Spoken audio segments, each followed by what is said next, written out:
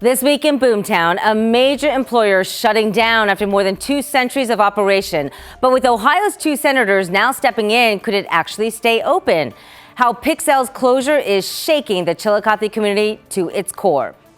Plus, cracking down on shady landlords and helping the homeless. The capital city is rolling out a brand new division aimed at housing stability. We're taking a deeper look at what this means for renters. And new Columbus firefighters hit the streets this week, but is the number enough to keep up with a growing city? We'll explain just ahead. Central Ohio is certainly booming. We all see it and we all feel it. Whether it's traffic, new homes, crowded schools, leaders in this region will have to figure out how to embrace 1 million more people in the coming decades. So here's what we uncovered this week in Boomtown.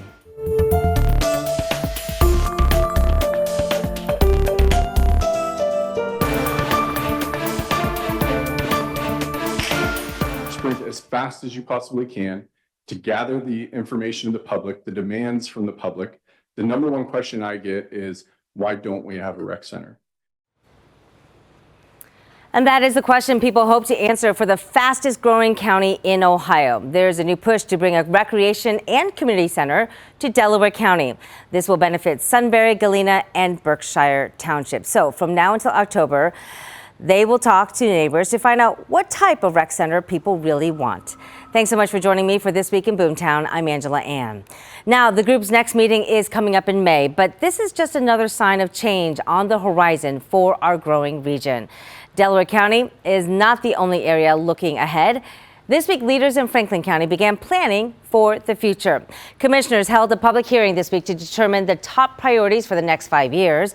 The county will receive millions from HUD programs, and they're now asking you, the public, what matters most. The main focus, housing to services and economic stability. So important. We do these all over the country, and I can't tell you, the more residents and the more input we get on this planning, the better plan it is. And we had a really good turnout here today. Commissioners say feedback from these meetings will shape where that money goes, and there are more sessions planned for the future.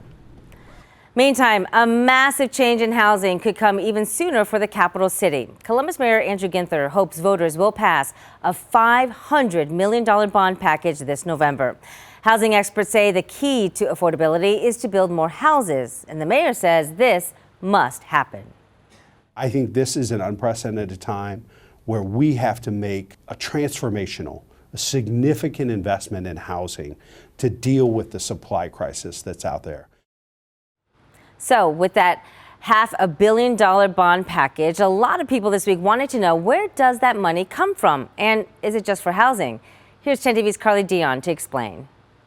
This is Mayor Ginther's 3rd time placing an affordable housing bond on the ballot, and he's asking voters to support this $500 million bond to continue building homes in Central Ohio without raising taxes. The bond wouldn't just be used to support affordable housing. Ginther says the bond package also includes investments in fire stations and police substations, parks and trails, resurfacing of roads, and water and power infrastructure. He says they're also expanding the city's housing tax incentive program to include all Columbus neighborhoods. Building Industry Association of Central Ohio Executive Director John Melkai says a variety of housing options are needed throughout the region. I think immediately and around our transit corridors, higher density housing, apartments, townhomes make an awful lot of sense. And we're seeing a need for, but we're also seeing a need for first-time home buyers and providing homes for those communities. Ginther says he plans to release the full details on the bond next month. In Columbus, Carly Dion, 10 TV News. Carly, thank you. Now, the mayor says this bond will not raise taxes, but one expert is telling us voters really need to understand that a bond is money they'll eventually have to pay back. Here's 10 investigative reporter Rochelle Aline with that part of this story.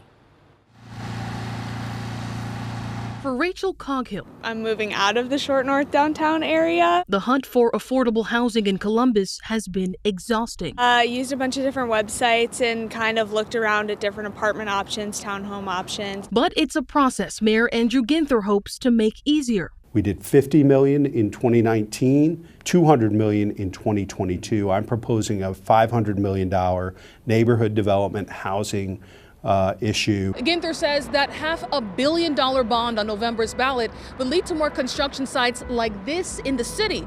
But would that cost be worth it to taxpayers? 10 TV took that question to an expert. It doesn't cost taxpayer dollars now, but it'll cost taxpayer dollars in the future as they have to pay back those bonds. 10 TV spoke to a Cedarville University economics professor who told us the short answer is it depends. He says voters will have to decide if there are other ways to achieve the same goal. Should they change, say, zoning regulations to make building easier? Right? There are other options here than the local government taking out a significant amount of money for a bond that they could get housing another way. And it's something Coghill says she supports. Kind of. I'm for affordable housing. I mean, I would also like to buy. I see myself staying in Columbus. So I'm looking to buy in a couple years. So if that's going to help in that sense, I'm all for it. But I don't know if that's going to make apartment buildings any more affordable. So.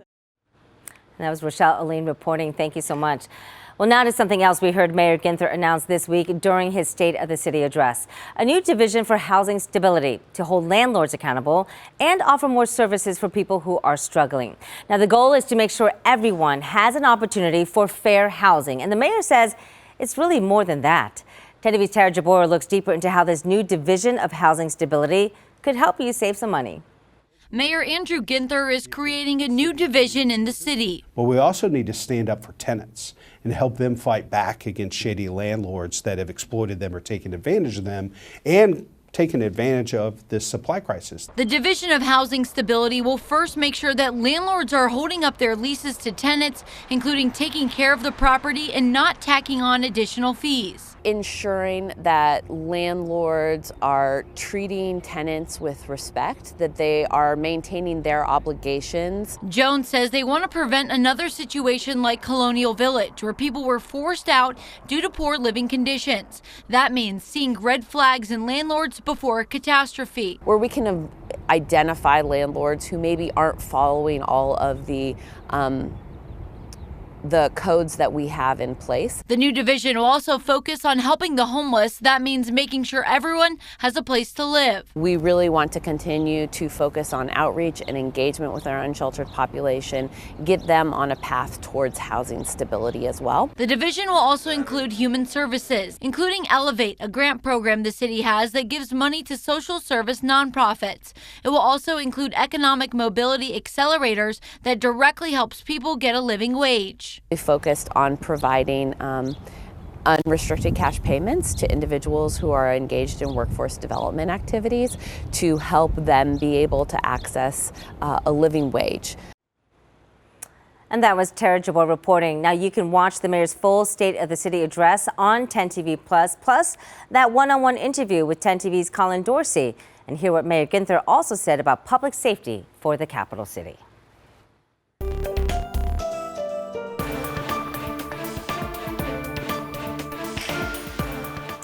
Well, this week, a longtime paper mill in Chillicothe made a stunning announcement. After more than 200 years, Pixel is closing its doors.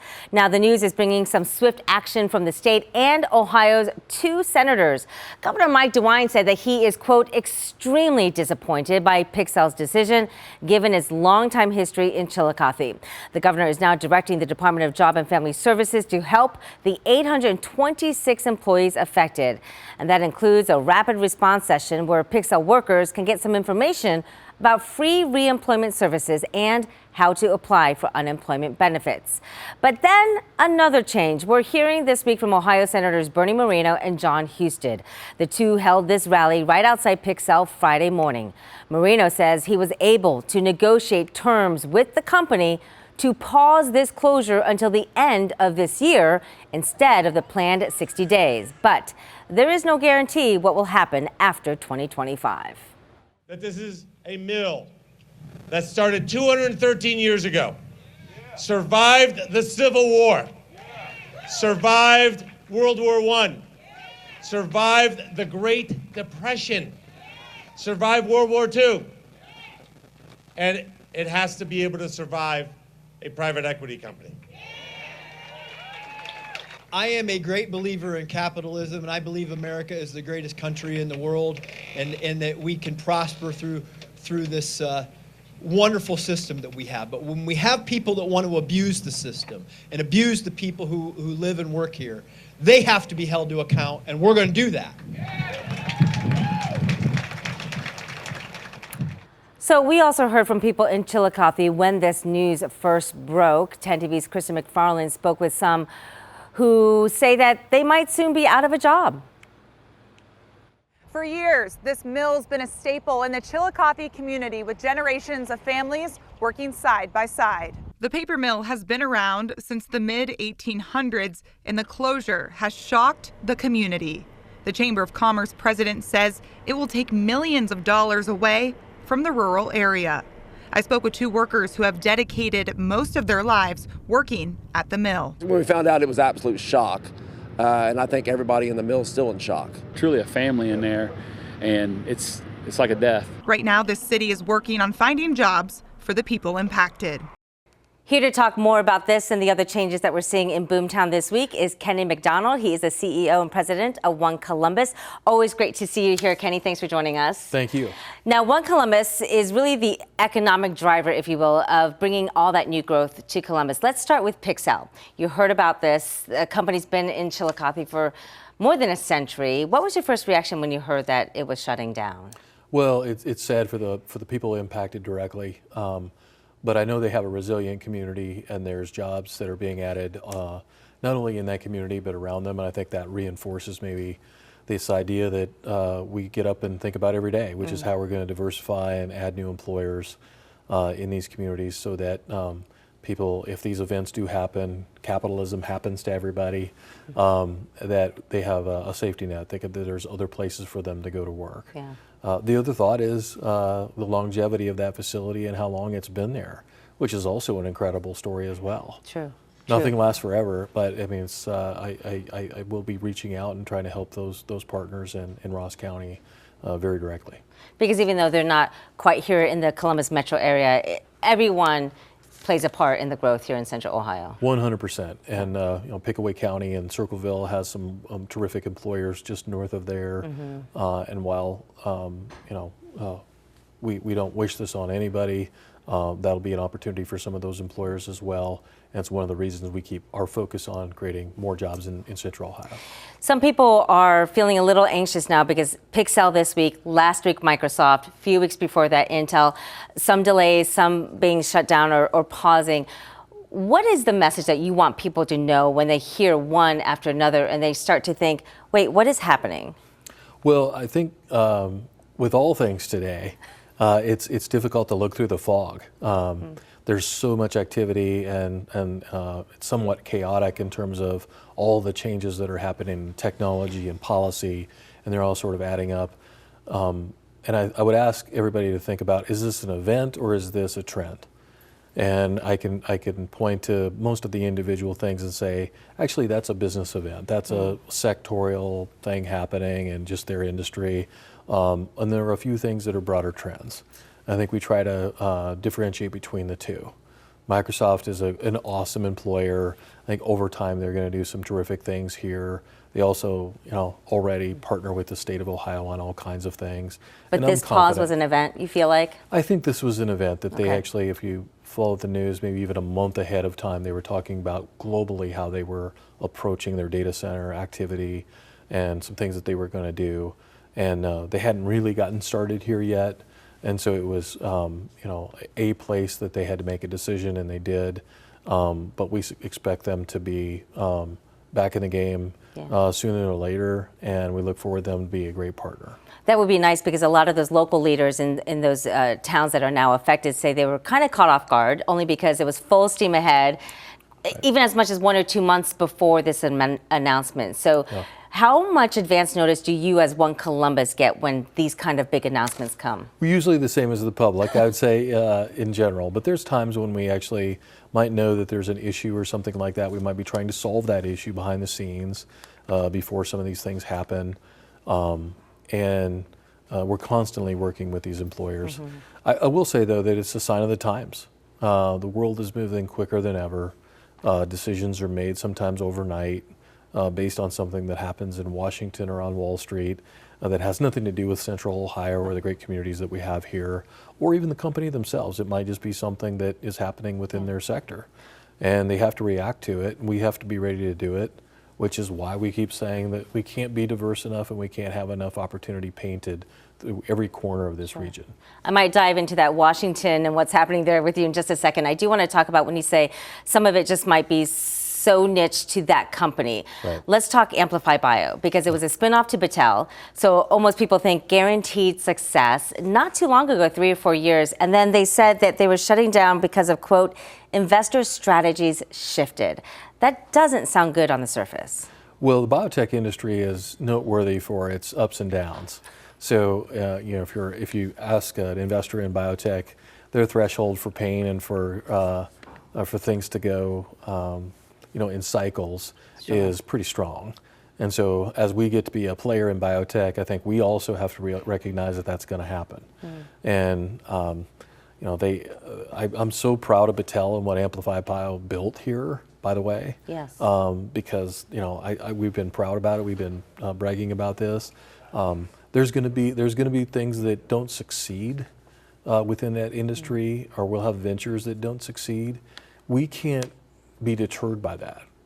We have to pivot. We think the biotech industry is a big part of the future in Central Ohio, and quite frankly, the world. And if we want to be a player in that, our threshold for some events like that is going to have to increase. And I think we have it. We got a lot of people that know the industry really well here, and we're focused on building up 2 or 3 more. And those people that were involved with that venture, they'll be back at something else pretty soon. So Kenny, you were talking about some of these changes, not unexpected when you see the type of growth that we have and how fast Boomtown is. Does it almost feel like maybe now that we see so much back and forth, are we growing too fast? Should we put a pause? Do you have the power to put a pause on what's coming? No, I think our approach is steady as she goes, which is full speed ahead. We've been recently dubbed a tech hub. With the word tech and the tech industry comes, some volatility. And maybe it's not as smooth as some of the employers that we had 30 or 40 years ago, as almost everybody's in the tech industry one way or the other. Sure. And so I think our threshold for some of this change is really, really high. We're going to power through some of the changes that are happening both in the world and the policy changes that are happening that are maybe impacting some of these industries right now as well, and keep our foot to the pedal on creating opportunity across every part of the 11 counties. So let's talk about some of the changes that we're seeing when it comes to policies and the federal government and tariffs. This past week, there was a breakfast talking about that through One Columbus. Yeah. How concerned are you when we hear construction companies really saying, we don't know what's happening? I think my concern is that as maybe costs increase, that I really am thinking about the consumer, and then maybe working backward from the consumer. We're a consumer economy. We're the greatest consumer economy in the history of the world, and so you got to pay attention about how these increased costs for everything from food to energy to housing impact them on a daily basis. Are they going to tighten their belt? Are sales going to go up or down? And how does that impact the industries that we're in Central Ohio? We're a retail center. We have retail headquarters.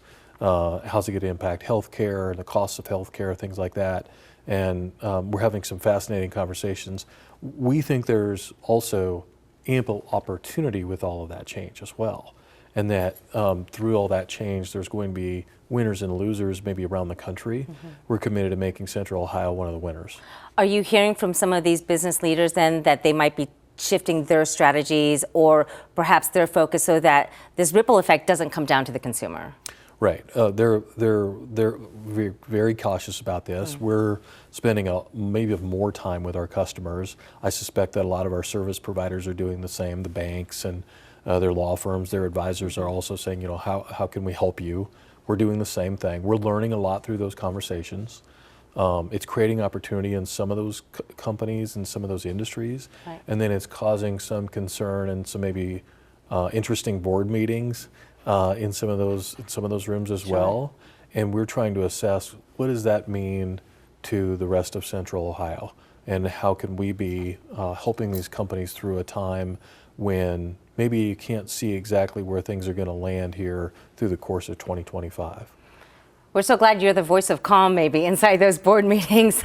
Do you feel like it? We're hearing very positive things though. Yeah. We reached out to every one of our prospective clients, which is well over 100 companies over the last few weeks.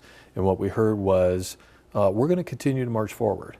We don't know exactly what's going to happen and what costs might increase or change, but we have a pretty firm plan. By the time they're talking to us about new investments and stuff, they have got a good business plan in place. Okay. And we get confidence from talking to them, and that gives us the confidence to continue to press forward and to seek business from around the world for Central Ohio. So what's in Kenny's crystal ball coming around the bend that you haven't announced yet that you would like to announce on This Week in Boomtown? Let us know. We're going to have great things happen in the next 90 days, and this is an important time, not just for 2025, but perhaps this 90-day period here is as important to the next 5 years as any 90-day period has ever been. Okay. 90 days. You heard it right here on This Week in Boomtown. Kenny McDonald, thank you very much. Appreciate it. Boom. Here we go.